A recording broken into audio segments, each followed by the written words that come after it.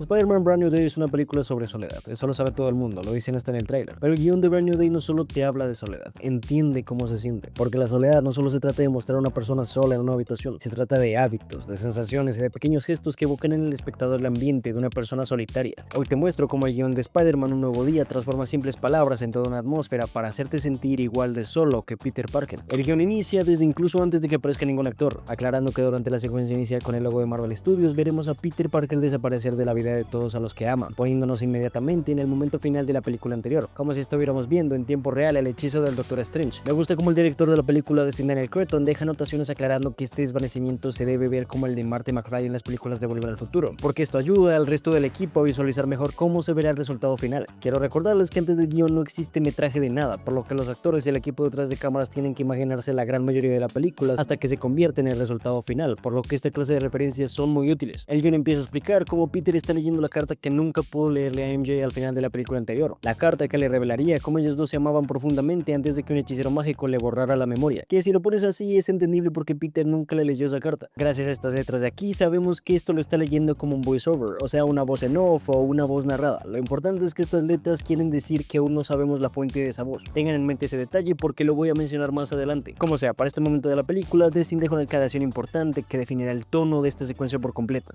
Por primera vez en su vida, Peter está totalmente solo. Con estas palabras, el director de la película deja en claro que la secuencia inicial debe reflejar esta intención, un tono de melancolía y aislamiento total por parte de Peter. Junto a esta nota, Destin deja un par de instrucciones sobre cómo grabar esta escena en particular. Peter se encuentra en el centro del plano, se ve pequeño, solo y vacío, no hay nada más que trabajo. Junto a esto, Destin deja un pequeño panel del storyboard diciendo cómo quiere que se vea, con la cámara lentamente acercándose a Peter, como si estuviera entrando dentro de su mente, la mente de una persona que se ha sumergido por completo en sus distracciones para no pensar en el hecho de que ya no tiene a nadie. El guión nos va explicando cómo Peter configura sus lanzatelarañas. A un lado, una anotación del director nos aclara que estos fueron 100% construidos por parte de Peter. Ya no hay nada de dinero ni de aparatos que le pertenezcan a Tony Stark. Me gusta mucho cómo en esa misma nota Cretton nos dice que toda la tecnología necesita ser construida por Peter. Me gusta cómo utiliza esa palabra, necesitar, como una necesidad para que el guión funcione. Más importante, para que el personaje de Spider-Man funcione. Mientras configura sus lanzatelarañas, utiliza a Ivy, una inteligencia artificial similar a Jarvis, quien le ayuda a correr pruebas. En el guión, Daniel Cretton hace la aclaración que esto es tristemente lo más cercano que Peter tiene a un amigo. Suena muy triste, incluso está exagerado, pero en realidad es una situación que viven muchas personas en la vida real, quienes se resguardan en personajes ficticios e incluso chatean con inteligencias artificiales, haciendo como que son sus amigos o hasta su pareja,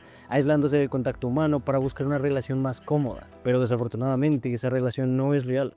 No hay ninguna otra persona detrás de la pantalla, solo una calculadora diciéndote lo que quieres escuchar. Mientras Ivy realiza pruebas en los lanzatelarañas, Peter percibe una sensación extraña en su cuerpo, uno de los signos más tempranos de que algo no anda bien con su estilo de vida actual, algo que ruega por salir y ser escuchado. Esto dentro de la película representa la mutación de Peter, pero metafóricamente también simbolizan esos sentimientos que elegimos no escuchar dentro de nosotros porque son verdades incómodas que no queremos oír, pero que deben ser escuchadas. A pesar de las advertencias, Peter elige ignorarlo, así que recorre su habitación, pasando por el juguete de Lego de su amigo Ned hasta encontrar lo que buscaba, la carta para MJ. Aquí nos revelan cuál era la fuente de esa narración que les mencioné antes. Esta revelación es muy importante porque explica por qué Peter carga con esa carta a todos lados, lo que más adelante concluye con MJ enterándose de la verdad de lo sucedido. Todo este tiempo Peter había estado leyendo la carta para sí mismo, repasando las palabras en su cabeza una y otra vez, asegurándose que todo esté perfecto, debatiendo si debería intentarlo una vez más. Pero entonces la misma carta se lo recuerda, algo malo estaba a punto de pasar y la única forma de detenerlo era marcharse de las vidas de todas las personas a las que amaba.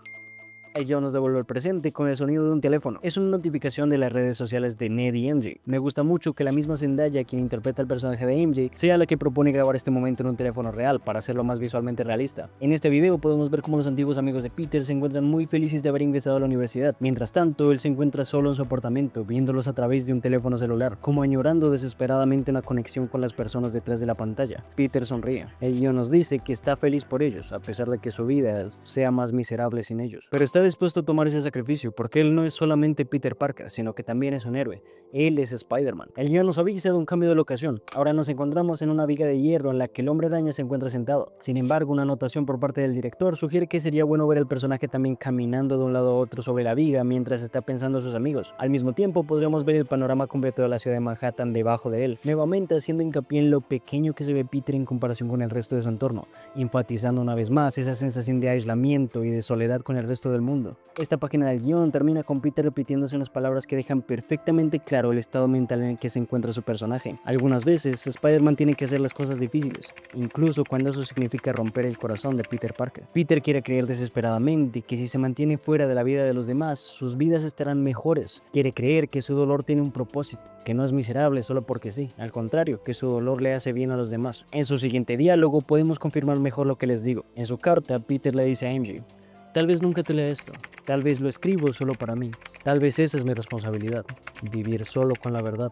Pero el director aclara rápidamente en una nota que eso no es cierto, que Peter está malinterpretando las palabras de la tía May.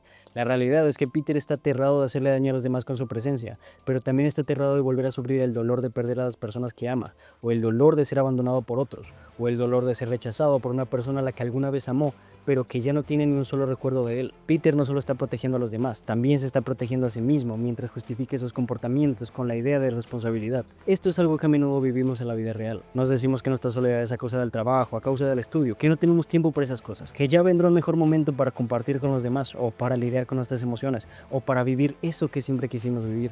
Pero cuando ese momento llega, nos quedamos paralizados por la idea de que las cosas no funcionan como esperábamos, de que nuestras acciones puedan lastimar a otros y hagan que se alejen de nosotros, o que nosotros seamos quienes somos heridos. Ese conflicto entre la idea de desear una conexión con otros y el miedo de que las cosas salgan mal es lo que hace tan humana esta película de Spider-Man, porque en la vida real la soledad no es solo miedo y tristeza, sino también anhelo. Es por eso que la carta termina con una nota de deseo. La verdad es que te amo, y muy dentro de mí espero que algo dentro de ti aún recuerde que tú también me amas. Con esta frase final, Peter se pone la máscara y se lanza al vacío, mientras el guión nos aclara que aquí empieza el montaje con música de fondo.